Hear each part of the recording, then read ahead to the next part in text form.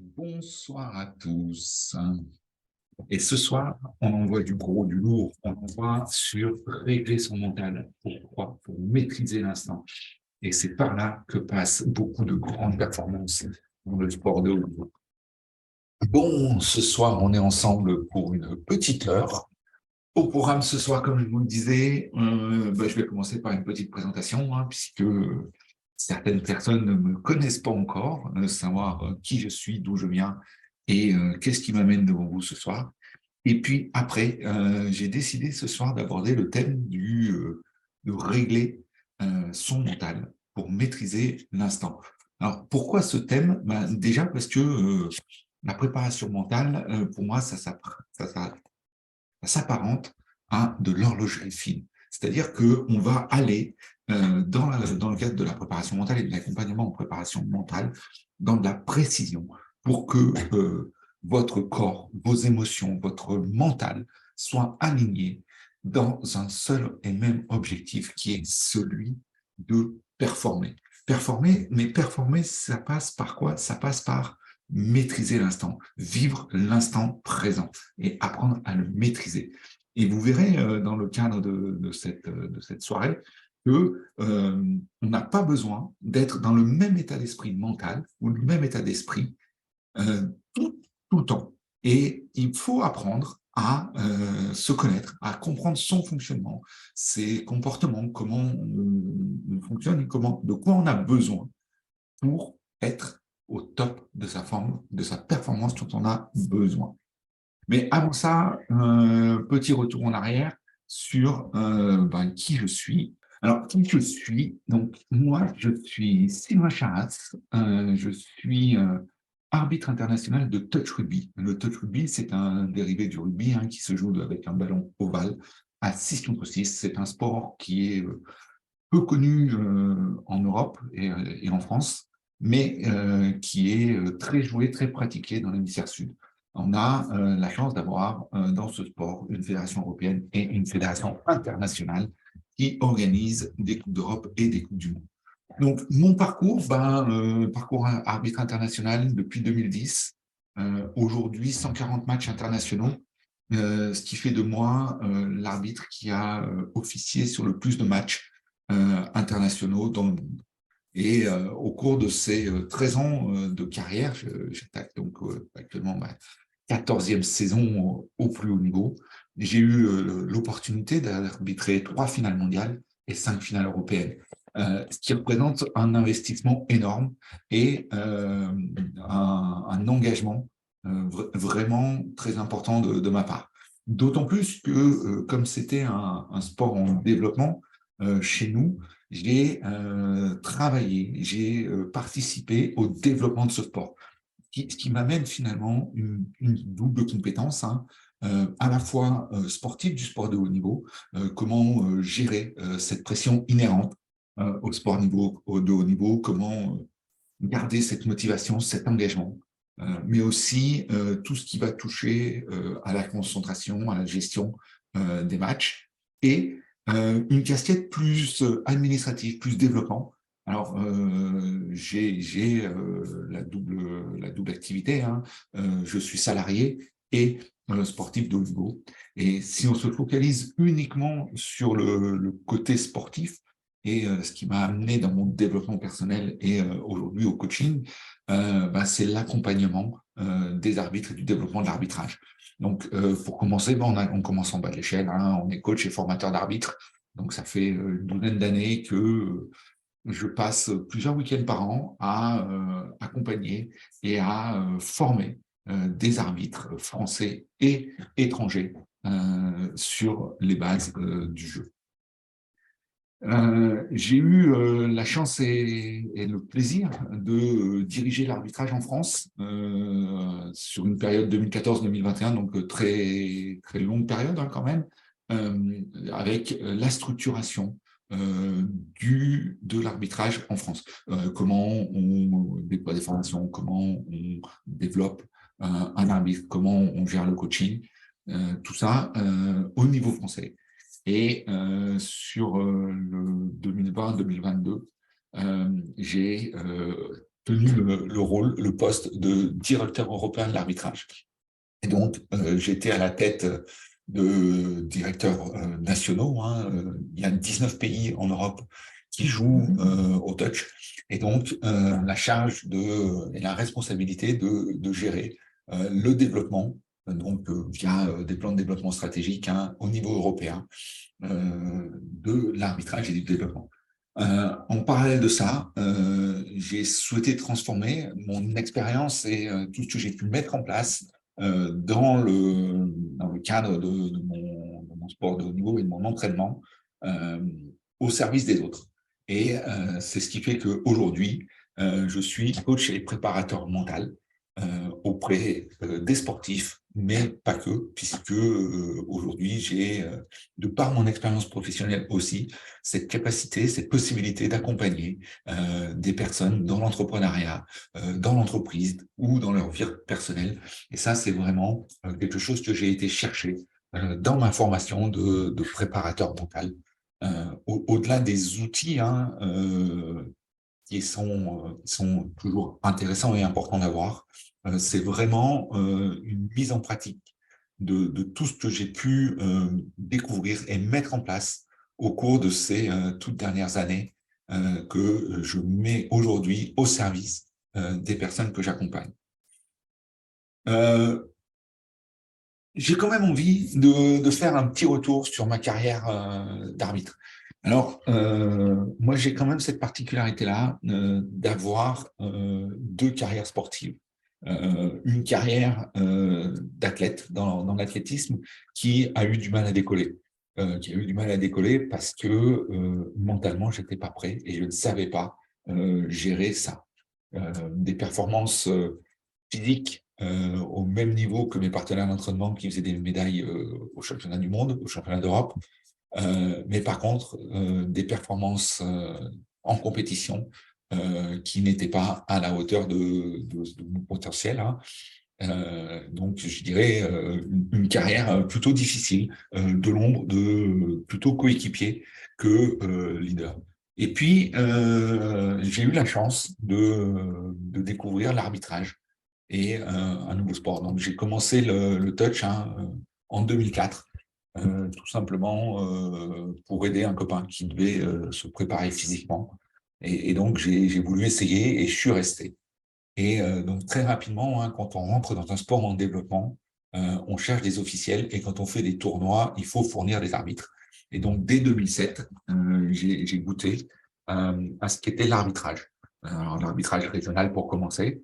Et très rapidement, j'ai eu l'opportunité d'aller arbitrer les championnats d'Europe. Les championnats d'Europe en 2010, les premiers championnats d'Europe à Bristol. Plein de mémoire dans un environnement anglophone. Quand on est français et que l'anglais n'est pas notre langue maternelle, eh ben, c'est compliqué. D'autant plus que moi, j'avais un anglais très scolaire et que de bons souvenirs. Et puis, de cette première expérience, j'ai eu la chance l'année suivante de faire une première Coupe du Monde. J'ai été invité sur la Coupe du Monde. Alors, une opportunité énorme. Il y avait un besoin d'arbitre supplémentaire. J'étais disponible. J'ai osé dire oui et représenter finalement l'arbitrage européen lors de cette compétition. Et je pense que c'est là qu'a compris, qu'a commencé cette passion et ce désir de monter dans l'arbitrage. Et donc, dès 2012, j'ai la chance d'arbitrer ma première finale européenne. Première finale européenne, Women Open. On est à Trévise en 2012. Et puis après, c'est du travail, c'est de l'engagement, c'est beaucoup de week-ends investis, c'est du temps passé loin de ses proches, c'est des réveils tôt le matin pour s'entraîner ou sortir faire son entraînement après sa journée de travail. Mais j'arrive à atteindre, je dirais, le sommet, le top niveau en 2018. En 2018, à Kuala Lumpur, j'ai la chance. Non, c'est pas la chance, c'est parce que je me suis donné les moyens de travailler. J'ai travaillé vraiment très dur pour ça.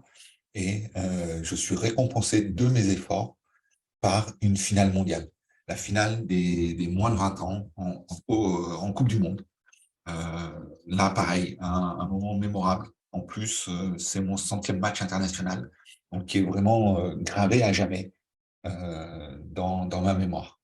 Et en 2019, je vais franchir une étape supplémentaire encore, puisque lors de la Coupe du Monde, encore une fois en Malaisie, je suis classé arbitre numéro 1 en Europe, et donc premier non-australien ou néo-zélandais dans le giron international. Donc, voilà, au cours de cette carrière, hein, je suis passé de jeune arbitre, j'ai franchi toutes les étapes et j'ai appris à maîtriser mon mindset, mon comportement, mes émotions, de manière à devenir aujourd'hui l'arbitre que je suis. Je dirais que c'est aussi au cours de tout ce parcours-là que naît l'idée du compétiteur humain, en fait. C'est-à-dire que même si j'ai toujours voulu et souhaité arriver au plus haut niveau, je l'ai toujours fait sans la volonté et le désir d'écraser l'autre, mais au contraire, de travailler ensemble dans un collectif pour atteindre le plus haut niveau. Et je pense sincèrement qu'on n'est pas forcé d'avoir cet état d'esprit d'écraser l'autre pour arriver au top niveau. Et c'est vraiment ça que je veux promouvoir par ce concept du compétiteur humain. Et je dirais que tout ce que j'ai pu, moi, découvrir là trouve sa place dans l'être, en fait, le qui je suis et la connaissance de soi pour arriver à performer à son top niveau. Et c'est finalement l'essence même de ce que je vais partager un petit peu avec vous ce soir, dans cette idée de maîtriser l'instant. Maîtriser l'instant, c'est vraiment de faire en sorte que, quel que soit le moment de ma préparation ou de ma compétition, je sois dans le contrôle et que mon mental, mon état d'esprit soit adapté à ce que je vais avoir à faire. Alors, pour commencer un petit peu ces travaux et cet échange aujourd'hui, peut aborder la notion de la zone de maîtrise. Cette zone de maîtrise, c'est finalement une zone dans laquelle tout va pouvoir se passer. Alors, la zone de maîtrise, hein, c'est une bande dans laquelle on va osciller. Osciller dans nos émotions qui vont, au cours de la journée, au cours du temps, euh, fluctuer.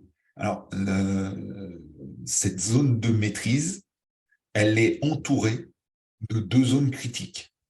Alors, une zone critique basse, dans laquelle on va être plutôt sur des énergies basses, de la démotivation, de la perte d'envie, de vraiment se retrouver dans quelque chose qui est plutôt de la tristesse, de la déprime, de la détresse. Donc, vraiment, on est dans des états d'armes et ce n'est pas dans cette zone-là que l'on va trouver son plus haut niveau de performance.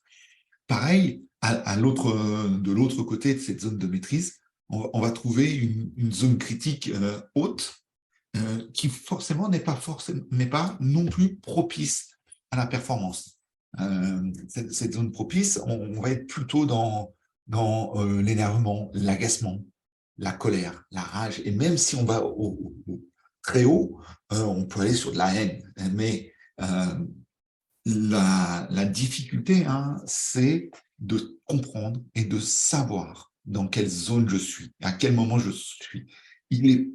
Alors, ce qui a de vraiment important à ce niveau-là, hein, c'est de comprendre que la problématique et la difficulté n'est pas de se retrouver dans ces zones critiques. On peut, le cas échéant, à des moments, avoir besoin d'aller dans ces zones critiques ou de flirter avec.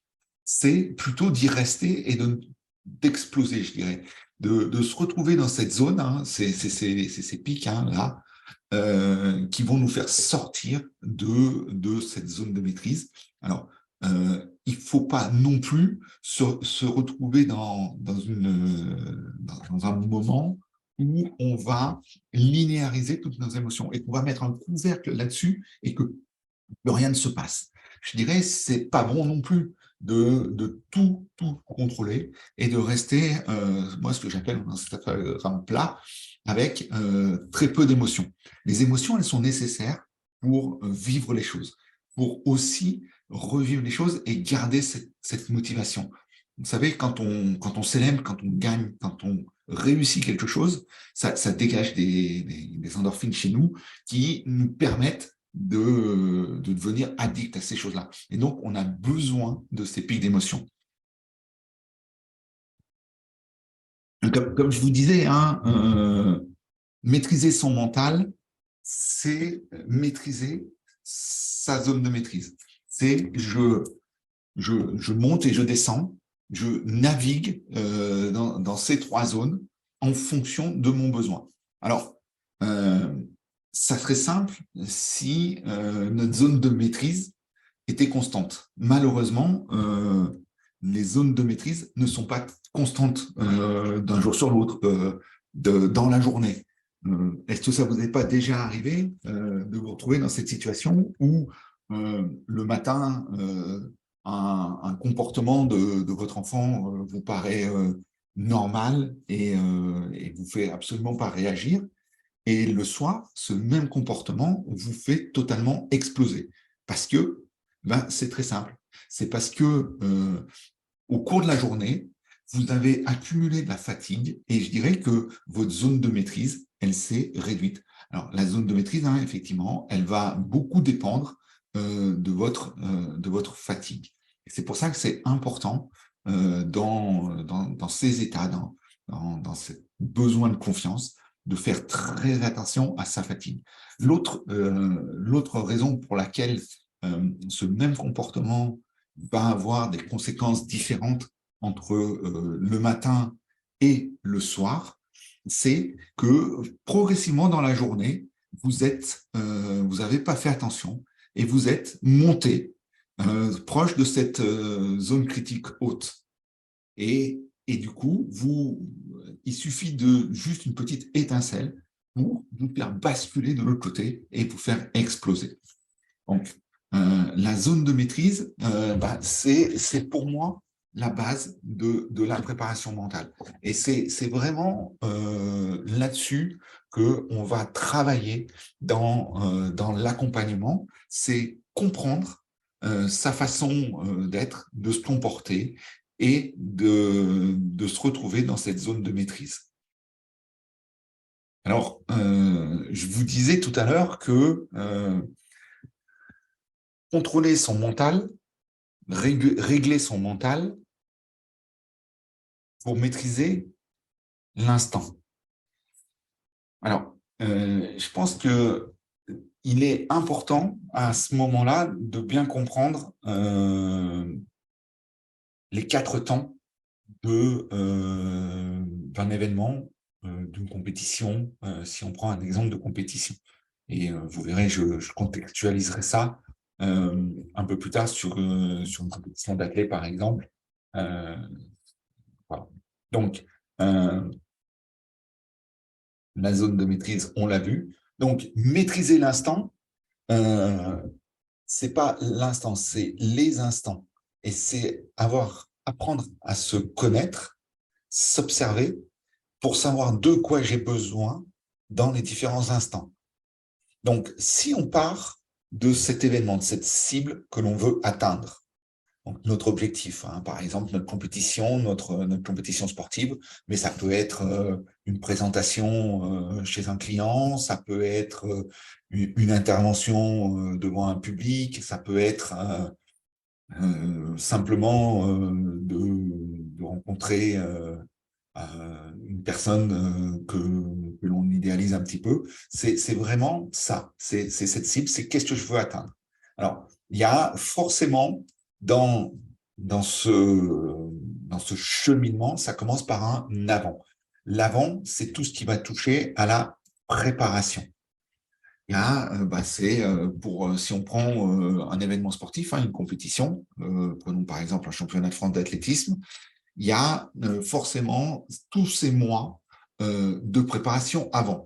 Et j'ai pas besoin de la même chose quand je suis dans cette phase de préparation, quand je suis juste avant.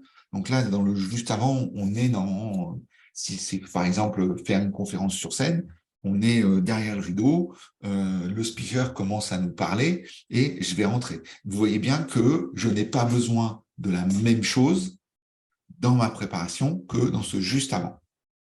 Forcément, il y a l'événement qui se passe, il y a le pendant.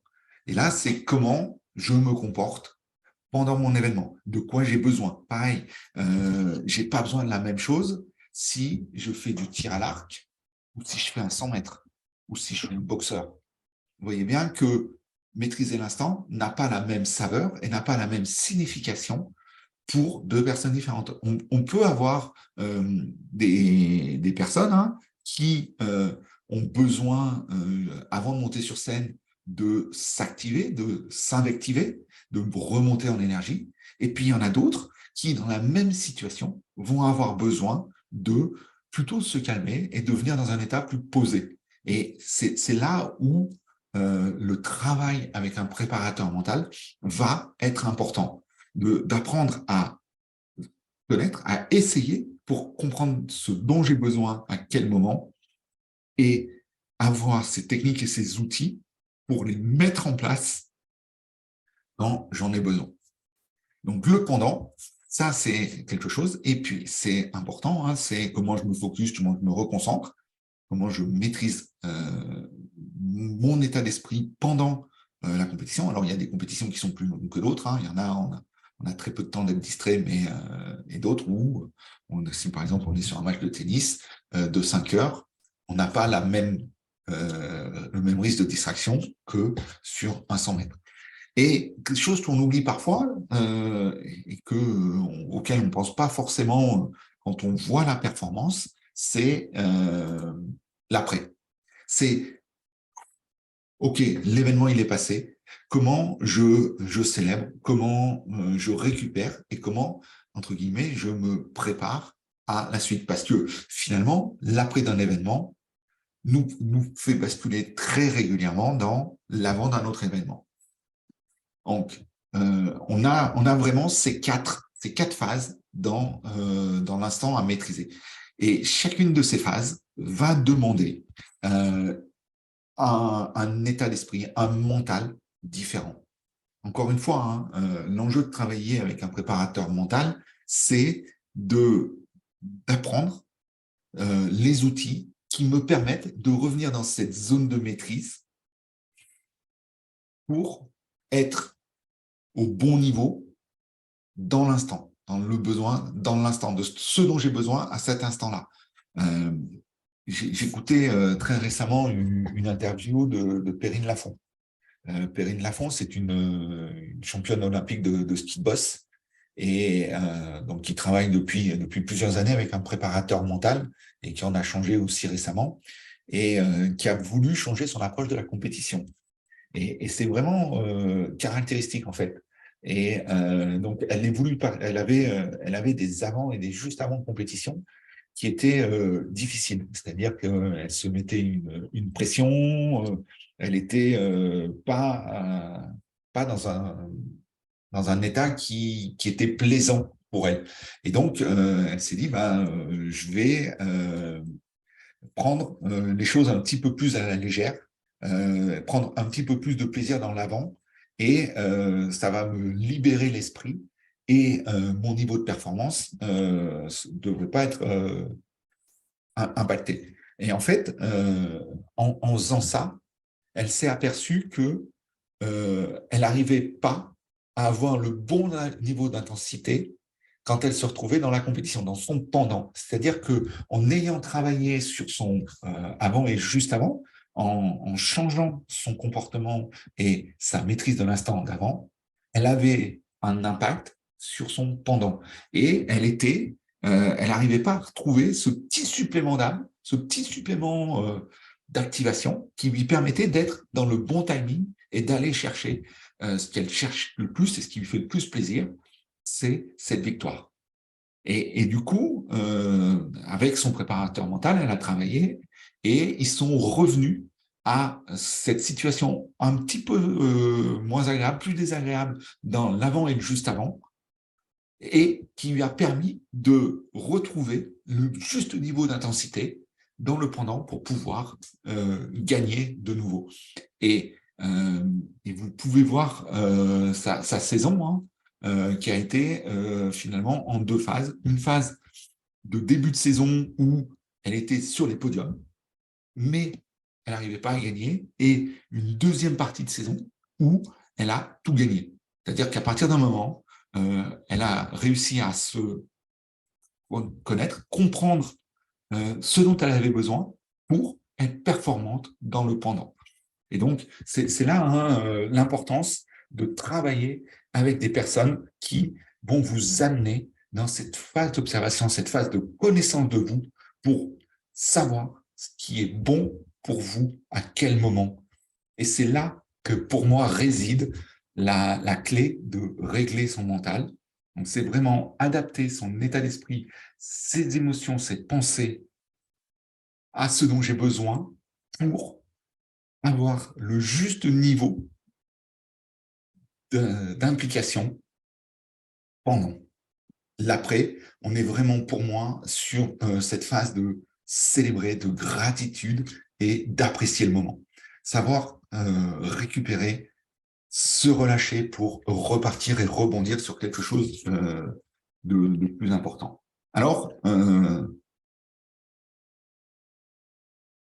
c'est bien beau toute cette théorie, mais alors, juste avant, effectivement, un petit peu de contextualisation sur, par exemple, sur une compétition type championnat de France. Donc, on a avant qui est la préparation. La préparation, c'est toute l'avant-saison, c'est tout le travail, je dirais, de l'ombre, où la personne va travailler sur sa motivation, sur sa confiance, où elle va avoir besoin d'apprendre à se connaître. Et aussi faire ses essais pour savoir ce qui est bon pour elle, de ce qu'elle va prendre et de ce qu'elle ne va pas prendre.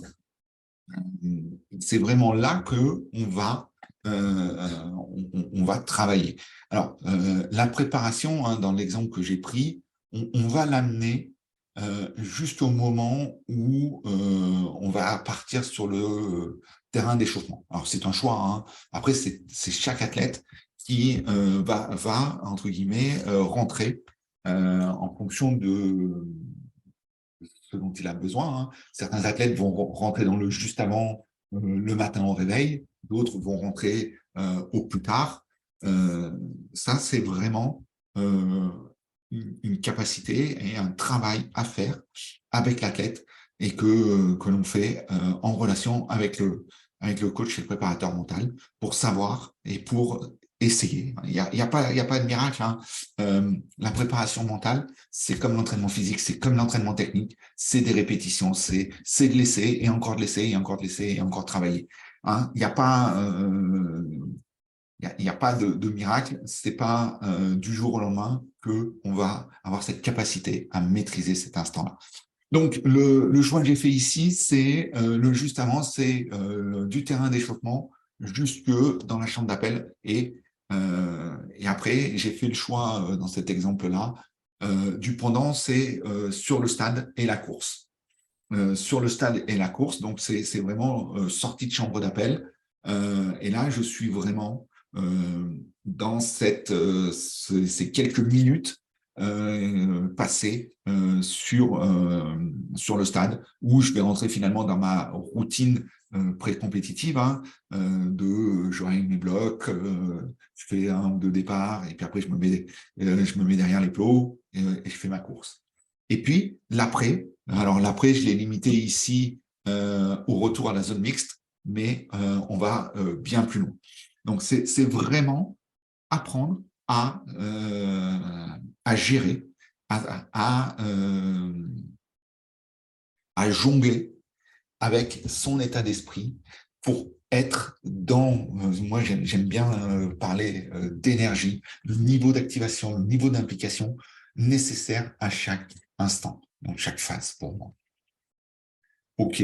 Euh, alors, euh, là, juste avant qu'on fasse un petit exercice, hein, je vous ai prévu une petite mise en situation là. Vous verrez, juste après, on fera ce qu'on appelle une météo intérieure qui va nous permettre d'évaluer où on est et de plutôt comprendre ce dont j'ai besoin.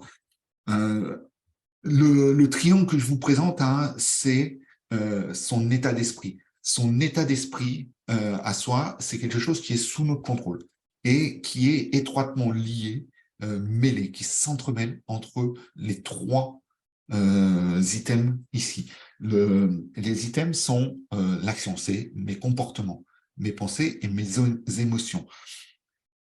Quoi qu'il se passe, ces trois choses-là sont liées. Je ne peux pas les décorréler l'une de l'autre. C'est-à-dire que si mes pensées ne sont pas bonnes, si j'ai des pensées négatives, forcément, elles vont entraîner des émotions désagréables qui vont avoir sur moi des comportements qui ne sont pas forcément adaptés. Et donc, l'accompagnement, hein, et le travail à faire avec les personnes, c'est bien de trouver pour chaque fois qu'on est dans un état d'esprit qui n'est pas forcément le bon, sur quel levier agir. On est vraiment sur l'un des trois leviers et comme ils sont étroitement liés, le fait d'agir sur l'un va me permettre d'avoir des impacts et d'aller débloquer des choses sur les autres. Prenons un exemple simple. Hein. Vous êtes, ça c'est un exemple que moi je prends assez régulièrement euh, quand j'ai des difficultés à l'entraînement. Je suis quelqu'un qui s'entraîne beaucoup le matin et parfois le soir je ne me suis pas couché suffisamment tôt et le réveil du matin est très difficile. Et la mise en action, et donc je vais travailler sur ma mise en action pour aller contrecarrer les pensées qui sont difficiles. C'est-à-dire que tu te réveilles, ton réveil il sonne, tu es encore fatigué, tu n'as qu'une envie, c'est lui taper sur la gueule et lui remettre 2 heures à ressonner dans 2 heures pour pouvoir finir ta nuit. Et c'est là où le fait de te lever va finalement te prendre le contrôle sur tes pensées, te lever et finalement, une fois que tu es debout et que tu t'es mis dans le début de cette séance, tu vas ressentir une certaine fierté d'avoir fait quelque chose. Alors au début, tu pars pour juste une micro-séance. Et puis finalement, tu t'aperçois que c'est agréable, que tu te sens bien et que tu peux continuer. Et là, tes pensées, elles vont te dire, OK, eh ben, c'est bien, j'arrive à avoir des pensées positives, je suis sur la bonne route, sur le bon chemin. Et c'est un cercle vicieux. Et donc, c'est vraiment venir travailler sur l'un des piliers pour changer les autres. Donc, hein, c'est vraiment choisir, entre guillemets, le pilier, le levier sur lequel je vais agir en premier. Et donc, ça aussi, ça s'apprend, hein, à se connaître de mes leviers personnels, où je vais pouvoir y aller. Là, j'ai pris l'exemple de partir à l'entraînement le matin avec une pensée négative, un comportement de quand même sortir du lit, de s'habiller pour aller faire le sport, une sensation agréable parce qu'on est sorti avec des bonnes pensées qui arrivent derrière, mais on peut aussi avoir des actions qui ne sont pas adaptées, penser à changer son activité, ses comportements, donc par les pensées, avoir des pensées positives qui vont nous amener des bonnes émotions, qui vont nous permettre d'adapter notre comportement. Penser à simplement changer quelque chose dans notre comportement, c'est une pensée qui va venir avoir de l'impact sur nos actions. Donc ça, c'est vraiment retrouver la maîtrise, c'est savoir apprendre à jouer avec ces trois leviers. Alors, ça implique, encore une fois, une connaissance de soi, une observation de soi. Et c'est pour ça hein, que moi, je trouve que cette notion de gagner avec l'être, l'être, c'est du savoir-être et pas du savoir-faire. L'être, c'est se comprendre, se connaître.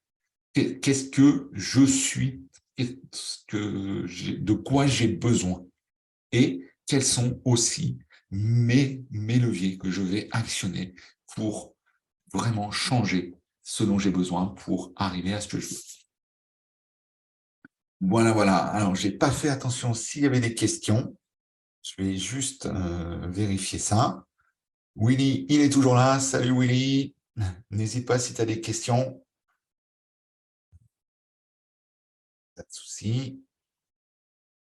Alors, je vous ai prévu, si vous en êtes d'accord, un petit exercice. Alors, c'est ce qu'on appelle la météo intérieure. Alors, la météo intérieure, c'est un outil ultra puissant qui va nous permettre, entre guillemets, de se connecter à soi-même pour aller chercher en soi, finalement, où j'en suis, prendre conscience de où je suis dans ma zone de maîtrise, de mes pensées, de mes émotions, de mes comportements, voire même de mes, si je prends mes responsabilités et de mes relations, de faire le point à un moment donné sur moi. Et ça peut être quelque chose de très rapide, ça peut être quelque chose de plus long, mais c'est vraiment, pour moi, un des outils de base de la préparation mentale. Parce que sans ça, on ne sait pas où on en est. Et c'est comme tout, hein, dans, dans tout objectif, dans toute, euh, chaque fois qu'on veut avancer vers quelque chose, il faut forcément un point de départ et un point d'arrivée. Et cette capacité à monitorer, à savoir où j'en suis, et ben, cette météo intérieure, pour moi, c'est cet outil-là qui va être notre outil de mesure de d'où on en est.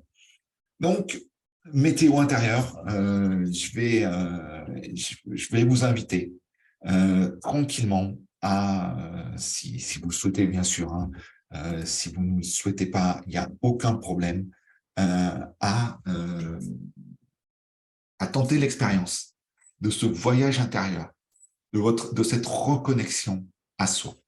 Pour commencer la météo intérieure, je vais vous proposer de prendre une position la plus confortable possible.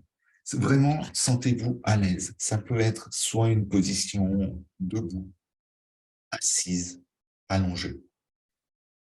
Tranquillement, vous pouvez aussi fermer les yeux ou les garder ouverts. C'est vraiment à vous de sentir tranquillement comment vous voulez vous reconnecter à vous. Et pour commencer cette séance, on va prendre conscience de notre respiration.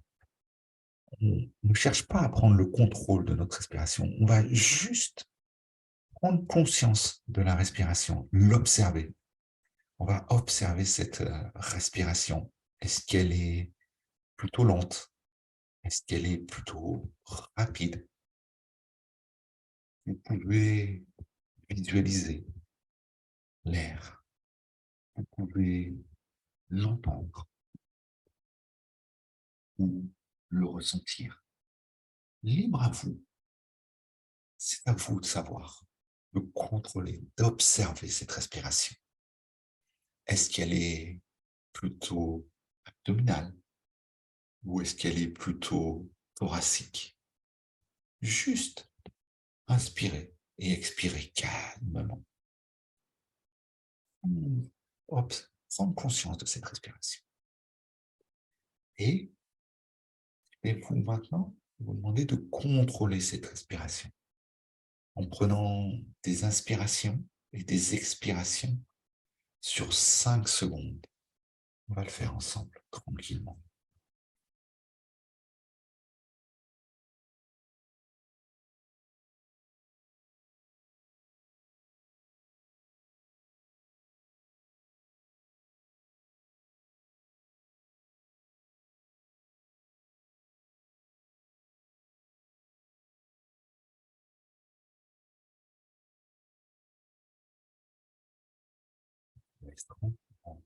Nous deux.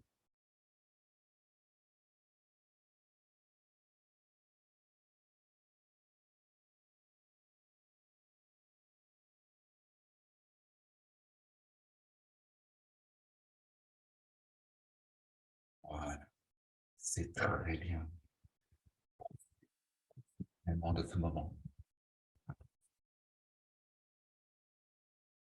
On va continuer à apprécier ce moment qui est à toi, et uniquement à toi.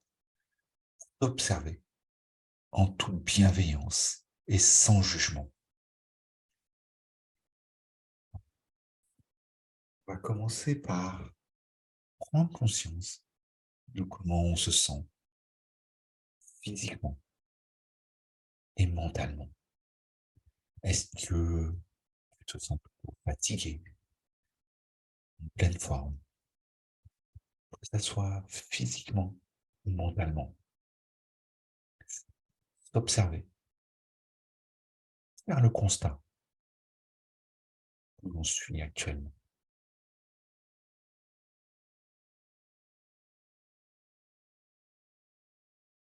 Non, on va se pencher sur nos pensées, ces pensées du moment.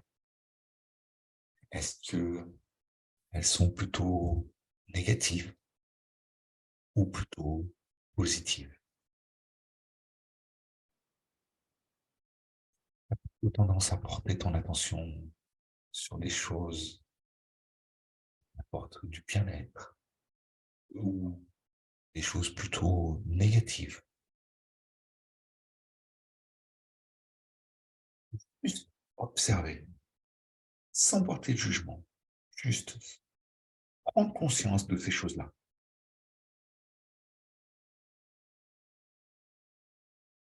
Et maintenant, t'inviter à te connecter à tes émotions. Est-ce que tu es plutôt triste, en colère ou dans la joie? Pose-toi la question de savoir si les émotions que tu ressens actuellement sont plutôt désagréables ou agréables. Encore une fois, accueille, juste observe ce qui vient dans tes émotions. Aujourd'hui, les situations que tu rencontres, est-ce que tu estimes, que tu as le sentiment que ton comportement, tes comportements sont adaptés aux situations du quotidien? Ou est-ce qu'ils ne le sont pas? Dans cette situation-là, est-ce que tu as tendance à prendre ta responsabilité ou chercher des excuses, rejeter la faute sur les autres? En toute humilité et dans ta lucidité à toi. Juste faire le point sur cette notion de responsabilité. Est-ce que tu la prends ou est-ce que tu te décharges sur les autres? Justement, ton entourage, ton environnement. Quelles sont les relations que tu entretiens avec tes proches, tes amis, tes collègues ou ta famille?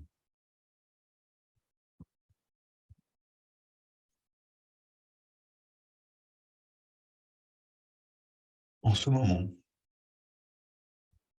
est-ce que la vie que tu vis te convient? Est-ce que tu aimes ce que tu fais? Est-ce que tu es épanoui?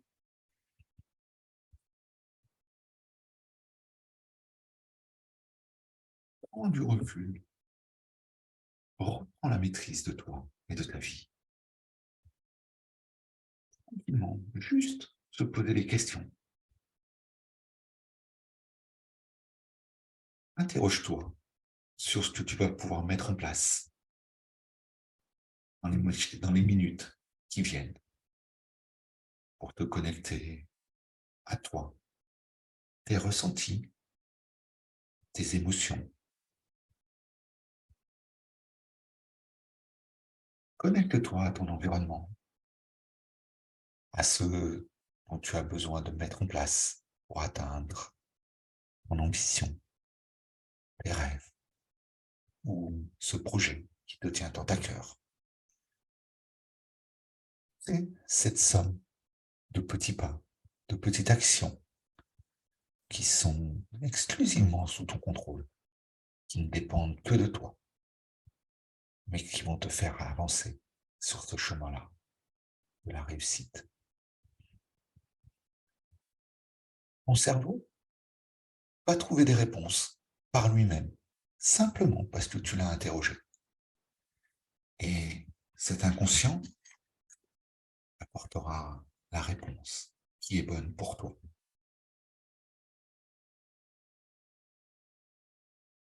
Profite de ce moment qui t'appartient.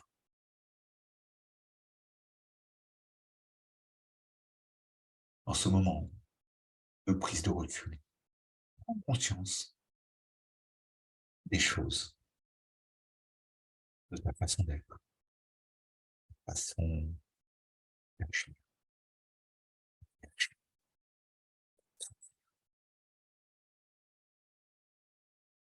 Tu es fier de toi.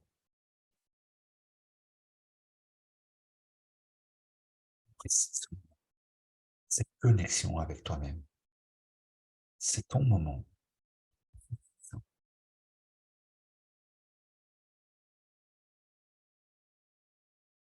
Tranquillement, et t'inviter à reprendre conscience de la position dans la pièce où tu es. Position à toi. Et tranquillement, en partant des pieds et remontant le long des jambes, du buste, de reprendre conscience de ton corps, sa globalité.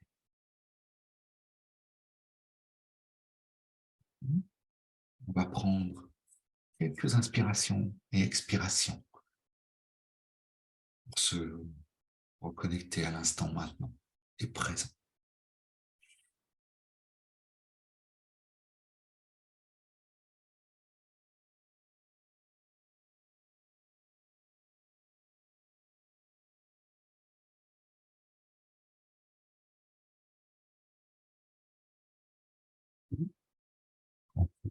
C'est le moment. J'inviterai à rouvrir les yeux et revenir ici et maintenant avec moi.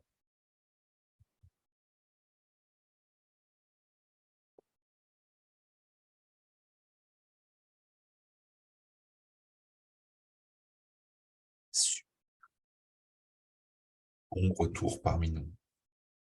Juste comme ça, pose-toi la question de comment tu te sens. Juste maintenant. Est-ce que ton énergie a changé?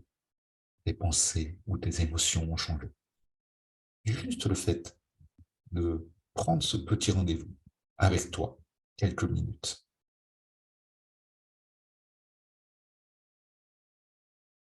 On arrive tranquillement à la fin de ce webinaire.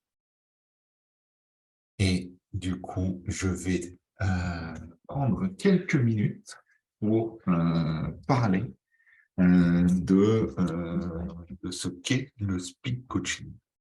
Alors, le speed coaching, hein, c'est vraiment du coaching flash. Du coaching flash, en fait, c'est de la façon dont moi je le propose. C'est vraiment 1 heure de coaching individuel. Et j'ai tendance à dire, tu viens avec une problématique, on en discute pendant 1 heure, et ça va te permettre de prendre du recul sur la situation. Ça va te permettre de voir les choses sous un angle différent, de vraiment faire un step dans le grand 8 de ta vie, et finalement de t'orienter solution au lieu de rester focus sur ta problématique. Alors, les problématiques, elles peuvent être toutes plus ou moins variées, plus ou moins différentes. J'ai cette capacité à pouvoir t'accompagner dans beaucoup de domaines. Et alors, je vais en citer quelques-uns. Hein. Ça peut être simplement vouloir se remettre en mouvement. Parce que actuellement, tu es un petit peu démotivé, tu as une petite baisse dans tes envies, ta motivation. Ça peut être réduire ton stress. Tu as quelque chose qui t'inquiète, tu te poses beaucoup de questions, tu sais pas comment y répondre et ça te met en stress. Donc, on peut travailler là-dessus, sur l'identification de tes facteurs de stress, pourquoi tu es stressé, et de tranquillement rebaisser ce niveau de stress. Ça peut être aussi pour travailler sur la préparation d'un événement. Tu as un événement qui arrive et tu ne sais pas comment l'aborder. Et donc, ça peut être se projeter là-dessus. Toi, par exemple, sur une préparation d'événement ou clarifier un projet, on peut utiliser des speed coaching un petit peu particuliers qui vont nous permettre de travailler à partir de la vision, vérifier que c'est bon pour toi, que ça correspond à tes envies, à tes besoins, que ton ambition est bien, que ça respecte ton environnement. Donc, c'est vraiment quelque chose qui va être un booster. Je dirais c'est un speed coaching, il faut vraiment le voir comme un booster. Ça peut être aussi, tu es bloqué dans ton projet. Tu butes sur un obstacle. Viens prendre du recul par du questionnement stratégique, sortir la tête du guidon. Peut être aussi rebooster ta confiance. Tu ne sais pas pourquoi, mais tu es en perte de confiance, tu es en difficulté. Et donc, l'idée, c'est bien de venir retravailler sur les vecteurs de la confiance ou tout simplement prendre du recul sur une situation.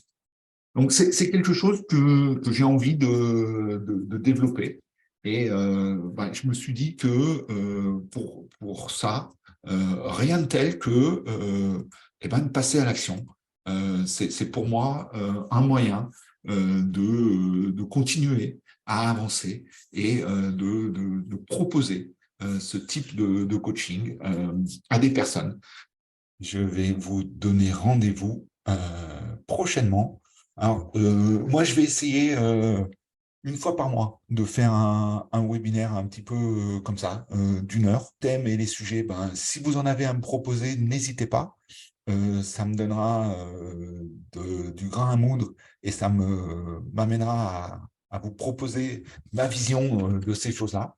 Et puis, sinon, vous inquiétez pas, hein, moi, j'ai de la réserve, j'ai des thèmes que je vous proposerai au gré de mes avancées et de mes travaux. Voilà, je vous souhaite à tous une très bonne soirée et je vous donne rendez-vous à peu près dans un mois pour un nouveau webinaire sur le thème de je ne sais pas quoi encore.